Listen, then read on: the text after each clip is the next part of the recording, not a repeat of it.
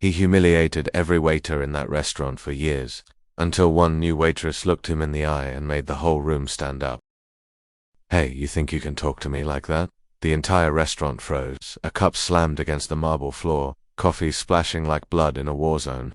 Everyone turned, jaws open, not at who was yelling, but who they were yelling at, because no one ever raised their voice, said Victor Langston, the billionaire tech tycoon known for buying companies, silencing people, and bullying anyone in his way.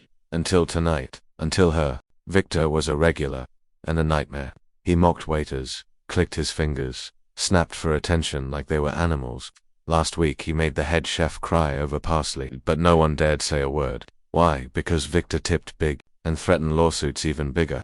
He owned the building, funded the mayor, and believed money made him untouchable, until a new waitress walked in and refused to be stepped on. Her name was Elise. First day on the job, quiet, observant, polite, until Victor called her over and spilled his wine on purpose just to watch her clean it up. Then he said, "You missed a spot. Are all of you this slow, or is it just your kind?" Everyone gasped. Elise stood straight, looked him dead in the eye. "Sir, where I'm from, we treat people with respect, regardless of how much money's in their pocket." Victor chuckled. "Where you're from doesn't matter here." She leaned in. "Maybe not, but who I am does, and I don't serve bullies."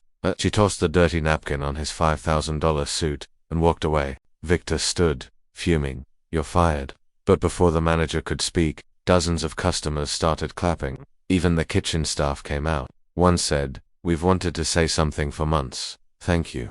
Another added, "She's braver than all of us." Victor, red-faced, speechless, and suddenly very, very alone. He stormed out. And Elise, she wasn't fired. She was promoted by the restaurant owner himself, who'd been sitting quietly in the back the whole time. From that day forward, the restaurant changed. Staff smiled again. No more walking on eggshells. Victor never returned. But people like Elise, they became legends. Because sometimes, it only takes one voice to stop years of silence. One person, with courage, to remind the world that respect isn't earned by money but by how you treat others. Like, share, and subscribe if you believe courage is louder than power.